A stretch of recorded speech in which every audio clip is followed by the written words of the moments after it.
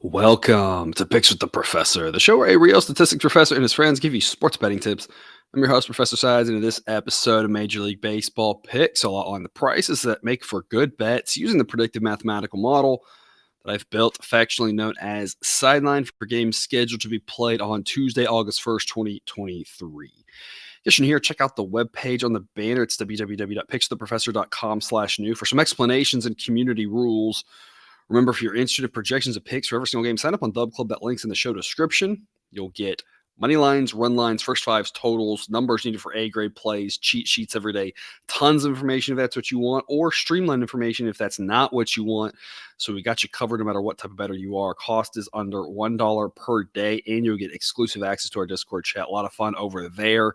Again, that sign-up link is in the show description.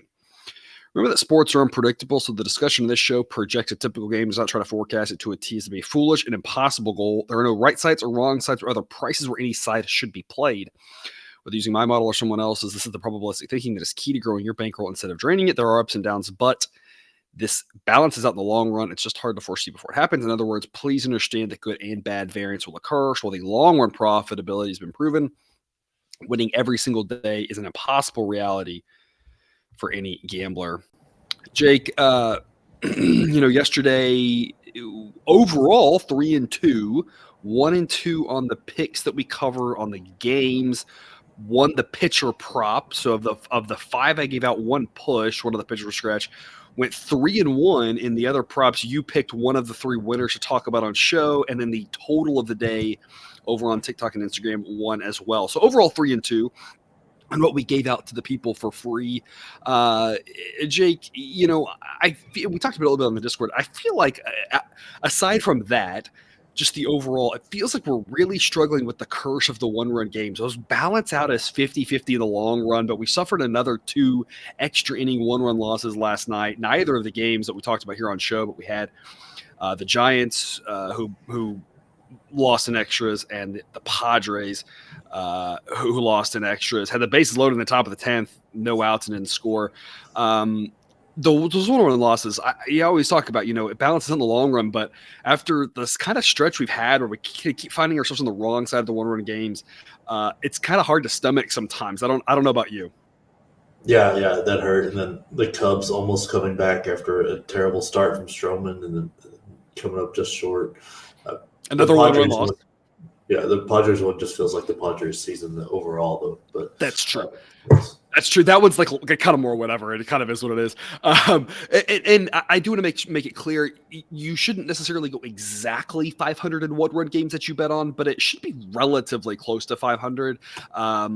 You should be slightly over 500 or slightly under 500 based off of when you're talking about a money line sport like baseball, based off if you're betting more favorites or dogs. If you're betting more dogs, bigger plus odds, you maybe shouldn't be 50-50 in one-run games. You should be 45-55, something like that. We should be pretty close to 50-50. We play enough of both. We should be pretty close to 50-50. We'll balance out in the long run. But again, if you're with us on Dub Club, suffering, that's 3 A-grade 1-1 losses yesterday. And it just feels like that's what's been hurting us here ever since the All-Star break. I was talking to Miss Professor about this yesterday at dinner. When you're making good, smart picks, what happened yesterday is actually kind of slightly predictive of what will happen tomorrow. Not extremely, but minorly, right? If you're making good picks, you're going to have better results, right? The caveat to that is, of course, when you get this one-run weird luck, is not very predictive. And so we're talking about it's frustrating because you never know when it's just going to snap, and you're going to be on the right side of all those one-run games, and it's obviously more fun that way. We just kind of keep holding our breath. Thankfully, again, for the picks we gave out for free to the people yesterday between this platform and others, 3-2 is at least a decent start to Monday for that aspect of it. Yeah, should make Garfield happy, right? Yeah, exactly. There should be no angry comments today. That'll be the way it goes. Jake, it is August 1st. Trade deadline less than 12 hours away. This is a day, hopefully, viewer, you're still watching this and you fast forward, you're holding your breath on any pick you make before the trade deadline. The benefit is you get better prices potentially before anything happens and it moves. But I mean, if for teams that are active, it matters. And it kind of matters a little bit both ways. Most of your contenders should not lose anybody. They won't gain anybody either. The guys won't be able to play today unless they're going across the dugout, which does happen on rare occasions. You're a little bit more concerned about a team, and it worked out for them last night. The Mariners won, but it seemed like the Mariners were a little bit shorthanded last night with trading away a couple of guys. It seemed like the Diamondbacks a little bit shorthanded again. It worked out for them, but in the long run, if you're a little bit more shorthanded, it's going to hurt you a little bit. That's today where you're holding your breath. We have a couple of A-grade plays that I told the people on Dub Club, you and I talked about, we're like, hey, let's just hold off for now because we don't know what this team's going to look like after after this break. We don't know what a handful of teams are going to do.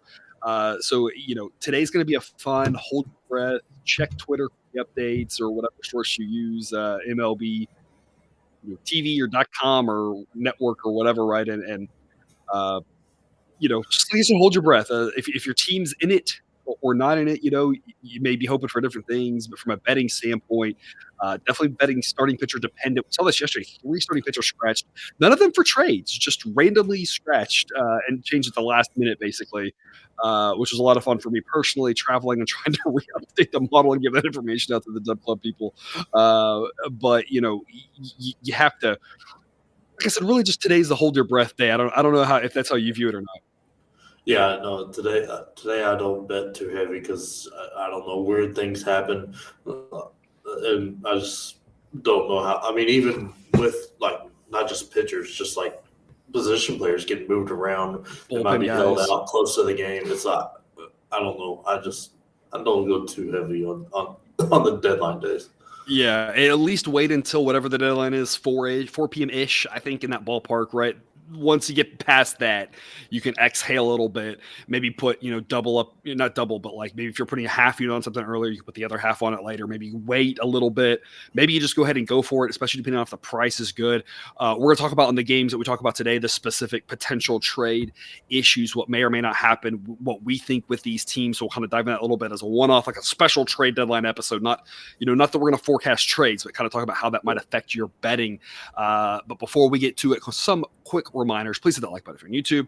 Also, if you aren't yet, please consider subscribing or following. It's free, and if you turn on notifications, you won't miss any of the MLB, college basketball, college football, or some of this fall NFL content that this channel provides. You can see how I'm scaling picks in the Google Sheet that's got season results, team rankings and ratings, pitcher ratings, all sorts of goodies. That link's in the show description. But as always, scaling in the picks. Take what you like and leave the rest. No day games today. I guess everybody will be focusing on that trade deadline. This is the one day it's acceptable to not have day games, I guess, because we have something to pay attention to with the trades. So we're going to start off here at Phillies, the Marlins, 6:40 p.m. Eastern, the one kind of earlier start game. Weather-wise, of course, we typically see the roof closed in Miami, projecting that again here tonight, so no weather concerns. Ranger Suarez and Sandy Alcantara, 2 pitchers that have been the subject of a bunch of discussion, in my opinion, really. Ranger Suarez, a guy a couple years ago, was back and forth between the rotation, the bullpen, pitching really well last year. This year, not as good. Probably not quite as bad as that 4.22 ERA, but he's definitely a case of a pitcher that, depending on how much you weight this year versus last year, how much you look at which underlying metric, can kind of determine your view of him. He's definitely an above-average pitcher. The question is just how good is he? Model gives him a 90 rating, where 85 would be 1 standard deviation better than league average, so not quite that full standard deviation better than average, but a good pitcher nonetheless. Sandy Alcantara, also a pitcher of much discussion after last year's dominant season, really struggling this year. Same situation, not as bad as that 4.46 ERA. Model gives him a 77 rating. His underlying metrics this year are pretty similar to Ranger Suarez, but of course, when you look at last year and previous year's data, which does matter to some extent, you saw it with Sandy's start last time out. He still is a really good pitcher despite the struggles this year. Sandy's a guy I think is an interesting case when you look at his last, I think, 6 starts. One of them was at St. Louis, a hot night against a good offense. One of them was at Atlanta, a hot night against a good offense. You take those away, I think the other 4 of his last 6 starts, I think he's allowed 5 earned runs. So maybe starting to put it together. We've kind of been talking about, is he turning the corner his last several starts? Maybe that's the case. Last start, he looked fantastic, of course. Bullpen-wise, you have to give the edge to the Marlins. Offensively, these two teams are very similar, both right around league average. Jake, we're going to be on the Marlins here at -135. It's a B grade pick. Threshold for a B grade right now, -139 or better gets you that B grade. -128 or better gets you an A grade. Model says the price should be -148. The Marlins win this about 60% of the time. Jake, of all the games, you had a lot of options. I think you had 8 games or so to choose between. The games were A or B grades and or we like totals of. Why did you select this as one of the ones you wanted to talk about here today? I think Sandy has turned that corner. I think I don't know. He pitched so many innings and stuff last year that maybe he just needed a all-star break and more. Just everything else is just extended warm up, and I think he's right. He just turned the corner, and he going 9 is kind of his thing, and he dominated the last game. Phillies offense isn't great, isn't bad, very bad. So I think he can do that again. Love the Marlins here because mainly just pitching that and the bullpen because the offenses to me are be splitting hairs deciding who's better. So I think since all the pitching leans Marlins, it's a smart play to be on the Marlins. And I think you're right. I think the Phillies offense, they've got some guys at the top of the lineup who can kind of do some damage, but they're not, as deep as that Braves lineup or the Cardinals lineup. Of course, the Cardinals have had their struggles, but they still have a good offense as well and a very deep offense. And I think this Phillies lineup sets up better for him to go deeper because of the fact that he's got to really focus in on those first, 5 hitters, and then those last 4. I'm not saying he can turn it off or whatever, but he can really kind of get into a little bit of a cruise mode. And that's exactly what you need when you're trying to go 8 innings or so, which is, again, what he seemed to do like every start last year, is bear down for an inning on your tougher inning and then kind of have an inning where you can cruise, kind of alternate between that. And this Phillies lineup sets up to be that. Again, it's not bad. It's just it's not quite as deep and as dangerous as a lineup like the Braves, which is one he struggled with, which is no fault or shame or anybody to struggle with an offense like the Braves. Obviously, every once in a while, as we talked about last night, maybe they aren't going to score 7 runs a game, but in general, they still are a very good offense that can do a lot of damage. I'm like you. I saw this pick, and I'm at this point, and I've always been up. I'm going to play the A grades. I'm not going to really doubt it or question it. Maybe you decide if you want to play first 5 or run line or whatever, but I am a believer in the A grades. When you get to the B and the C grades, it's kind of a look at the situation and see. This is one I saw didn't reach the A grade criteria, but I thought if Sandy's figured out, I think there's a good chance that you're right. I'm kind of on the same page with you. Then if that's the case, then we're really underselling the Marlins here, and this number should be even higher than it is. The Marlins are like the Orioles light. I think they're not obviously as good as the Orioles, but I think they're a similar team that's been kind of underrated a little bit. They're not sexy. They don't have a lot of big names, but they've kind of quietly been, I think, better than the average fan has thought here in these last couple of years. It's been hard sometimes to find value on Alcantara starts, especially last year with how dominant he was. But it's a team that just, the Phillies get a lot of love and usually get a little bit overvalued. The Marlins a little bit undervalued in general. And again, if Sandy's turned the corner, I think that really holds true today. The total in this game is set at 7.5. Model says 8. Jake, I'm kind of looking at it. Those odd numbers are really important. I'm more looking at it. I'm looking to go over 7, not over 7.5, because I want that push protection number like 7, especially with 2 above average pitchers. I would definitely not be going under 7.5 because the model says a higher number, but I feel like over this game could land at 7. That's my personal thoughts. I'm curious your views on this total. Yeah, I think this total could be very, very small. So I'm probably not going to play it because then there's the chance that Alcantara hasn't figured it out and he's throwing batting practice, and that top part of the Phillies lineup can really mash the ball, and the Marlins lineup can score too. So I don't know. I don't want to put that. I think Sandy's turned the corner, but I'm also not putting that much faith in him yet. So I'm not going to bet the total, and I'm just going to back him. Hopefully the Marlins. This kind of reminds me of. I think last week when Cousin Jared was on, I think it was like Tigers Marlins, and I think it was kind of a similar thing with like 2 good starting pitchers, and I think it was the same discussion where we said like Model would say to go over as a small lean, and he was like, "There's no way I'm going to play the over." I think the over hit actually with ease, but that was a one-off. But I think it was a similar thing where it's like the over might hit, but you could easily see this being a 3-1 game, and that would not surprise anybody. So 7.5, probably a pretty good number, not low enough to entice me to go over because I don't want that push protection on 7. But the model's predicting 8. I can't go under that either, but it's one of those where if I didn't have a model, I'd probably go under. Does that mean it would hit or not? Again, I don't know. It's kind of one of those, like I always say, if you have conflicting information where part of you or some information says one way, some says the other way, it's a great opportunity to pass. And I think you and I are on the same page with that total here, passing on that. Which takes us to our second game, Tigers at the Pirates. Of all the interesting games, this may not be one of them that you're the most excited about, but we think there's a good angle from some ways you can profit. There's a lot of ways you can profit off this one. Weather-wise, we're going to be at a pretty average temperature day, maybe slightly warmer than average, very barely, but the wind blowing out in Pittsburgh is going to boost the runs by about 7%. Closer to 80 degrees to start, closer to 70 degrees to finish, which again is probably pretty standard for August 1st. But again, on average, based off of throwing in April data as well, maybe slightly warmer for that part. Again, a slight boost to runs here.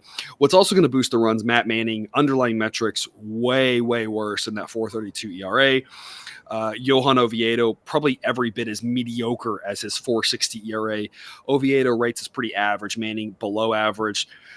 Bullpens, both of them are decent. Offense is not as great, but again, these are the types of pitchers that the offenses should be able to hit. Jake, we've got multiple picks on this one. Pirates at -114 is an A grade, over 8.5 with respect to the total. The model projects 9.6. So this is kind of my threshold here. You could go over 9 if you wanted to get that push protection, but I love the win on 9, especially if this is a 4-4 game late. You've got the W going over 8.5. Model says the Pirates win this 57% of the time. It should be priced at -134, and that -117 or better gets an A grade. So it's just equal to the A grade. Two great ways to profit off of this one, in my opinion, Jake. What are your thoughts on this game?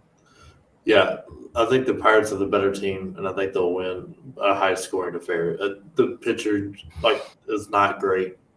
I don't think Oviedo is really even that average. I think he's more below average than he is average. The Tigers can score at times, but sometimes they just totally disappear. Yeah, they're very, very hit or miss on that offense for sure. I've seen a lot of Tigers games where there's stretches of games where they've gotten 0-1s, 1 run, and you're just like, this Tigers offense is pathetic. And every once in a while they'll put up like six runs in back-to-back games. You're like, whoa, where did that come from? Yeah, so I think they'll be on this one because the pitching's bad. I mean, the bullpens aren't great. Nothing about these teams is fun, but there's a lot of value here because I think the Pirates are a better overall team. I think they're going to win this one. I just think there'll be a lot of runs because the pitching is just going to be bad, and you've got enough decent bats in both lineups to take advantage of it. Yeah, and again, that 7% boost to weather could absolutely be the difference in this game, landing 8 or 9. Jake, we didn't really talk about the trade situations in that first game, Phillies and Marlins. I don't think there's really much to discuss. Both teams are in it enough that I don't think they're going to lose much, and so there's not really much to worry about there. If they lose things, it'll probably be from their farm system. If they add again, it probably won't help them today unless the trade happens really early and the guy's really close by or something. This is the game that there might be some situation where guys are being added or subtracted. So this is definitely one to either hold your breath on, maybe put a little bit of your money on, lock in a decent price, and put a little bit more on later, see where the number goes. The Pirates, obviously, a good season for them relative to where they were expected. They hung in there, kept it interesting, but fell back at the end. And at this point, clearly, especially with the resurgence of the Cubs and the Reds really knocking the Pirates out of this. I think if those hadn't happened, you could make a case that you're looking at this, maybe they've got a few more wins, those teams aren't as good. You're thinking maybe the Brewers' faults are right, but with 3 teams ahead of them, Pirates definitely not going to be buyers. There's rumors of would they trade a guy like McCutchen again and re-sign him? I feel like they do that every third year. At this point, it feels like a guy like Bednar is one that they've discussed. Trading, although he's a local guy, who knows what they'll do with him. But the Tigers are in the same exact boat. No reason not to sell any reasonable piece for them, as they've had yet another disappointing season.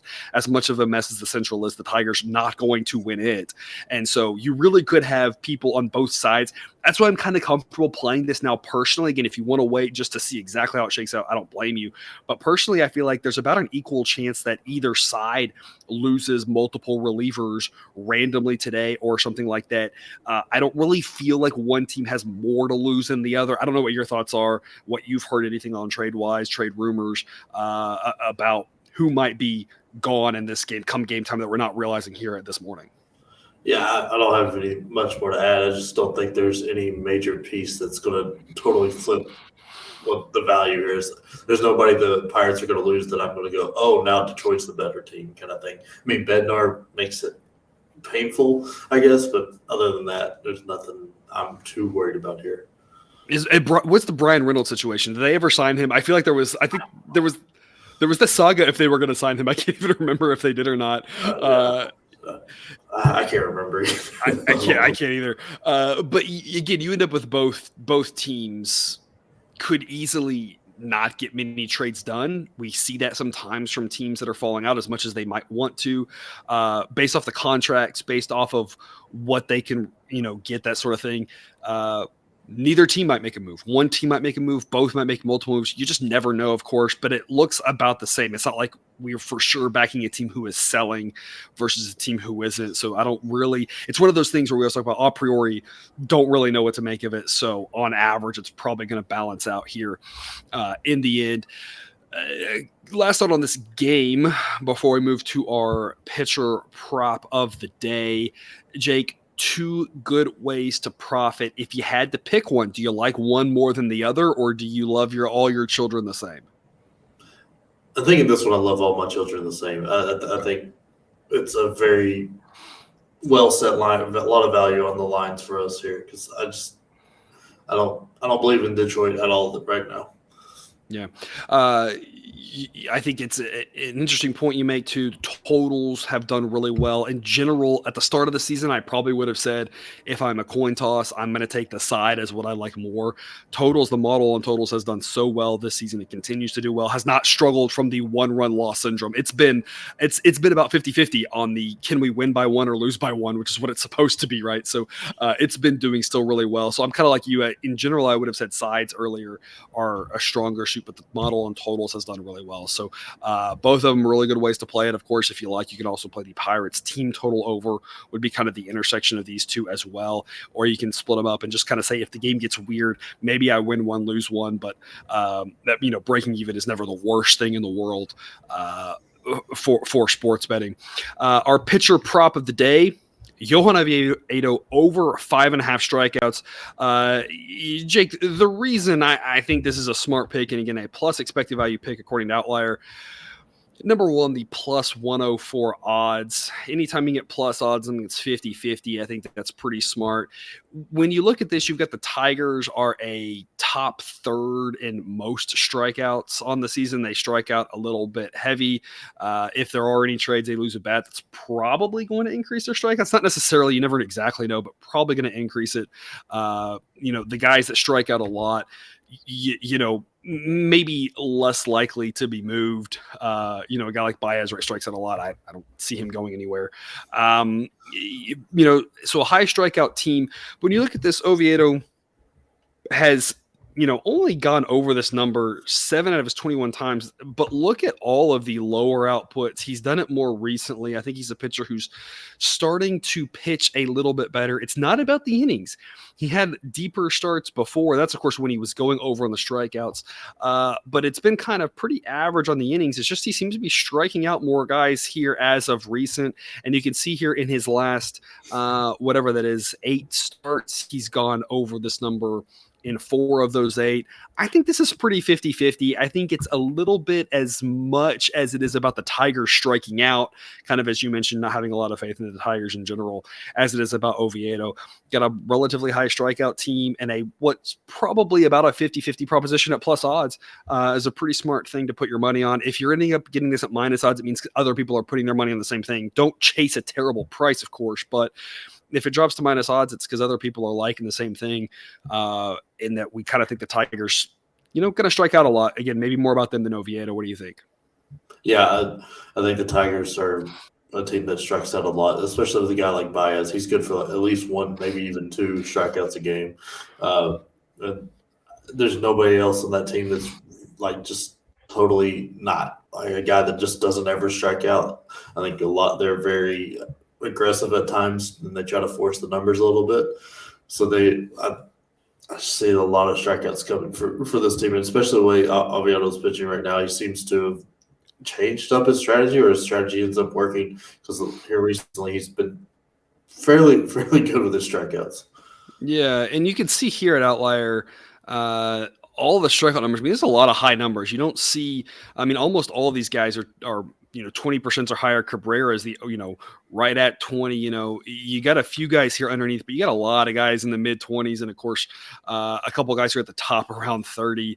You got a lot of guys who strike out. It's kind of one of those it's not like you're not dealing with a guy like Arias at the top of the lineup, who you kind of know is going to put the bat on the ball and prevent you from striking out. Like any one of these guys from 1 to 9 seems really like a reasonable candidate for a strikeout. So partially, a lot of times we like to look at how a pitcher's done and what percentage of time he's hit it, but every once in a while you got to look at the opposing team as well. If the opposing team's kind of more middle of the pack strikeouts, you kind of look more at what the pitcher's done on average. In this case, got to change it up a little bit with what the pitcher's done on average and consider the Tigers here a high strikeout team. So we're going over Oviedo.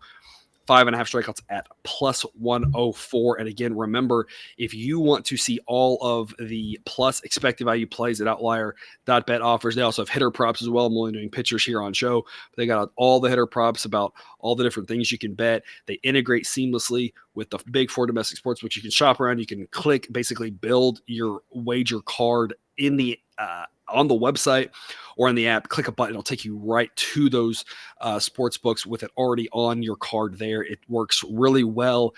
You can see all sorts of trends and data. It's a lot of good information over there. Again, sign up today at outlier.bet/professor. That link's on the show description. We'll get you a 7-day trial to check that out. And again, if you're not playing daily fantasy, check out Thrive Fantasy, where you can pick an entire lineup of players and enter in a contest against other people, or choose a handful of props, parlay them together, and if they all hit, you win. New users use the promo code SIDES or the sign up link in the show description, or receive a 100% first deposit match of $250. Sign up today and take advantage of some free money. Jake, this will take us to our last game of the day. My Houston Astros will host the Cleveland Guardians in a game that yesterday we got the first 5 winner in the Guardians. Model gave that an A grade, did not give the full game as high of marks, and of course got the Guardians with the winner. And then the Astros just poured it on as of late. It was perfect for me as an Astros fan. I got the win and the first 5 fading my team, and then my team wins. I mean, you just can't play it any better than that. Hopefully we can get a similarly profitable result here in tonight's game. Of course, projecting the roof to be closed in Houston because it's August and it's Houston, and Texas has been hotter than blazes as of late. Won't be quite as hot tonight in Houston. By the end of the game, it's only going to be in the upper 80s, Jake. So if you're a Texas native, only.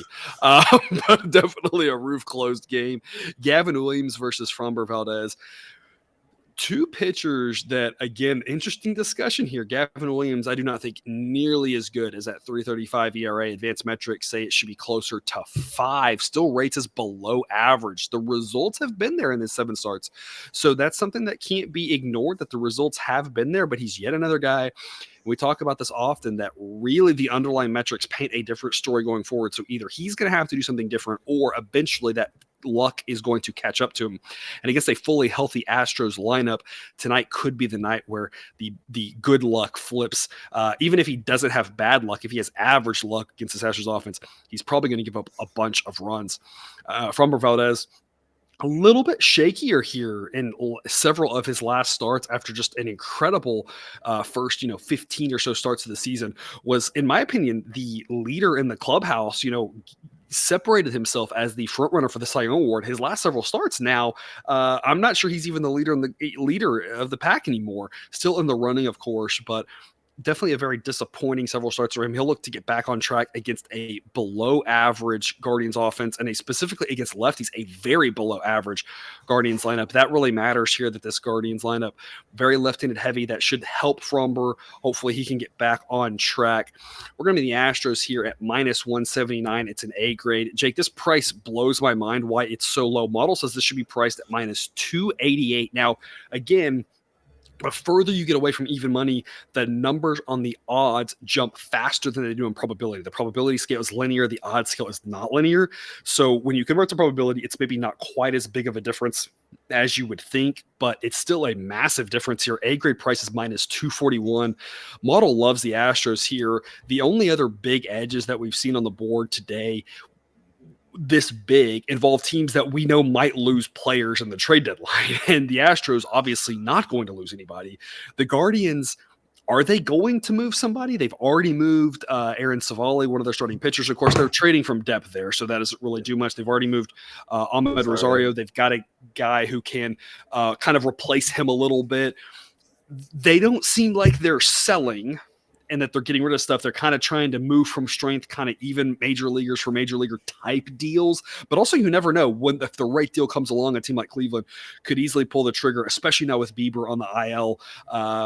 The Central's a mess. They could still win this AL Central because honestly, other than the Royals and I guess the Tigers and I guess the White Sox, I guess, God, that Central's a mess. I was going to say anybody could win it and make a joke, but that's actually not true because the other teams are even. I mean, the Royals just swept the Twins, so exactly. That just shows you how much of a mess the Central is, right? The Guardians could still win that division, right? So I don't think they're going to go necessarily something, but the Astros aren't going to lose anybody. The Guardians might trade strength for strength again and do another like Rosario type deal, which would put them shorthanded tonight. So if anything happens on the trade front, it's only going to help us. Jake, I don't know. Are you as confused as I am why we're getting the Astros at such a good price? I mean, is this just like we're giving up on Fromber or what? Like how can you explain such a low price? Yeah, it feels like the Astros, even though they're really as good as they've ever been. I mean, the pitching's down a little bit, but are kind of getting forgotten about a little bit, like because Fromber struggled here a little recently, and their offense hasn't been healthy, but now it's healthy. That is not where my metrics were looking like Williams there. I would not want to see the Astros at home because that's just an accident waiting to be like a 7-run inning. But I don't know why we're getting that price, and I don't think there's really maybe a bat and a half that you're worried about in the Cleveland lineup. Ramirez and Juan, maybe like Juan being. I don't know. I don't really think he's going to do a ton of damage to Fromber. I mean, really, Ramirez, and again, Ramirez being a switch hitter, isn't going to do as much damage. He's still a great hitter either way, but you're half neutralizing some of their better hitters, which is why I said the Guardians against the lefty just do not project very well at all. Yeah, so I'm very confused on the price, but I'm happy it is where it is because that's more money in my pocket.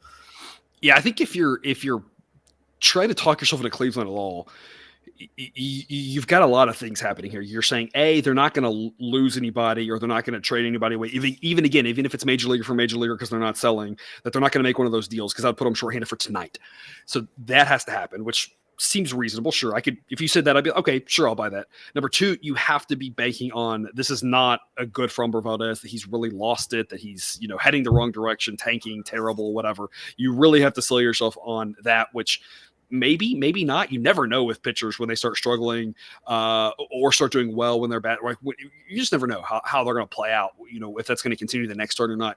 You have to also convince yourself that Gavin Williams, despite being lucky and getting really good numbers, is going to continue to do that despite all the underlying metrics pointing towards a negative regression against a healthy Astros offense. An Astros offense that was starting to hit the ball really well, especially led by a guy in Chas McCormick, who I've been long saying should be getting more playing time after coming off a great July. They were starting to hit the ball without being healthy. Now getting Altuve and Yordan back around the same time, getting Pena up to the 2 hole with all those guys behind him, he's starting to get fastballs now, and that's going to help him out a lot.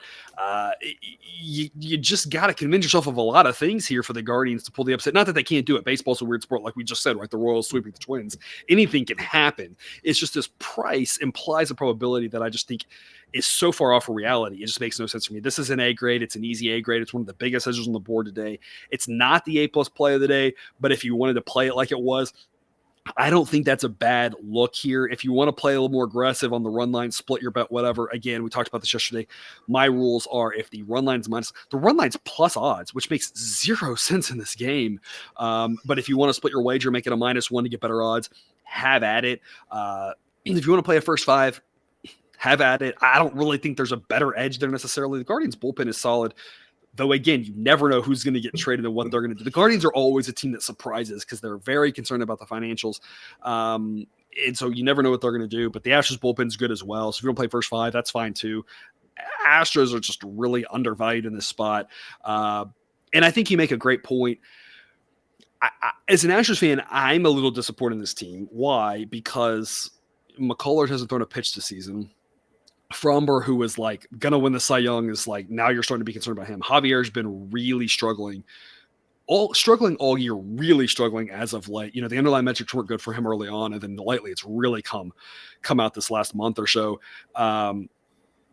Garcia and Urquidy injured. Not that Urquidy's great, but he's at least a better guy than now we're throwing like our number 9 pitcher or something, right? So that's been frustrating. The bullpen, some of those guys haven't been as good. Montero specifically has been terrible. The offense has been injured half the time. So as a fan, it's a little disappointing. But yeah, when you look at it, they're still pretty good. It's surprising how good this team is. Maybe they aren't quite as healthy and dominant as before, but that doesn't mean they're not a good team. And that's they're being priced as if they're just mediocre. And now that they're healthy with a guy like Fromber, I'm not saying to ignore those last several starts, but I'm also saying don't ignore the first 15 either, right? Neither one is maybe he's not going to be as good as his first 15, but on average, he probably shouldn't be as bad as his last one. So Astros tremendous value here. It makes no sense to me. Jake, the total on this game is set right now at 8.5. Model says exactly 8.5. I don't know if you have anything to add to this discussion on the total, or if it's just all about the side for you here. I'm probably staying away from the total, but if anything, I'd go over just because the Astros offense is very good, and there's a chance that Fromber doesn't have it tonight. And Cleveland can score. They typically don't take advantage of lefties, but I mean, you can get a couple people on. Ramirez it's something, you knocks a few guys in, and then with the Astros offense, it's not hard to get to 9. I probably won't play it, but if you put a gun to my head, I'm looking over. And again, we always talk about, 9 being such a key number, going over 8.5. It's like the key numbers in football, the same thing, right? When you're going over the half number less than the key number, and not that 9's as key as some of the football numbers, not trying to imply that, but 7 and 9 are more common than 8 and 10, obviously. So that matters. The other way to look is the Astros team total over. You're going to pay a little bit of a premium for it. It's going to be a higher number, but I think the Astros score a ton. The question is the Guardians, are they going to score anything? If we get good Fromber, the Guardians probably end up with 0 or 1 runs today, being that he's a lefty and they're not going to project very well. The Astros could easily get to that number themselves. But again, I'm like you. That's why I don't want to play the total, because if the Guardians score 0 or 1, you're not as likely. Guardians might score 5, right? Either way, I think they've got high variability. Either way, I think the Astros score a ton of runs. I'm guessing their total is going to be either 4.5 with a ton of juice or 5.5, but feels like 5 or 6 for the Astros seems like what they get. So they're going to do their part. So if you're playing a total, I kind of think Astros team total over is the play that you have to have confidence in them. That offense being healthy, Gavin Williams due for some regression at some point. Not that it'll necessarily happen tonight. Just I think if you're he might be a little bit overvalued because the results have been lucky. But yeah, the Astros should score plenty of runs. Don't know about the Guardians. So again, if I was going to play a total, it would be the team total over. Jake, that is all we've got here today. Any parting words before you sign off for the week and hand it over to Cousin Jared tomorrow? Yeah, it just feels weird not to back the Orioles on the way out. I don't know, they've been so good to me, but it just feels weird. I think it's a funny point. I had to double check last night. I did a double take because when I went and made my wagers last night on the things today, I just assumed that because the Orioles, that I didn't click them, that they didn't have a line out yet. And then I was scrolling through and I saw there was a line on the Orioles, and I was like, did my numbers not pull in on them? And I actually had to do a double check. I was like, we're not backing the Orioles with an A grade. Who knows what will be this morning? But as of last night, we were not backing the Orioles with an A grade play, which was very surprising, a little bit sad. And yeah, I was very like, wait, we're not doing this. They continued to be good to us last night. I'm sure they will continue to be good to us in the future, even if it's not a game that we're discussing on show. But absolutely, it was good having you here these last couple of days, Jake. We will see you again on Monday. Again, Cousin Jared will take over for the rest of the week, but that's all we've got for you then. Thanks for tuning into this episode of Picks with the Professor. Don't forget to subscribe so you can enjoy the sports betting content provided on this channel, dropped right into your feed. Be back again tomorrow with more baseball betting content. But until then, as always, best of luck. And remember, you can eat your betting money, but please don't bet your eating money.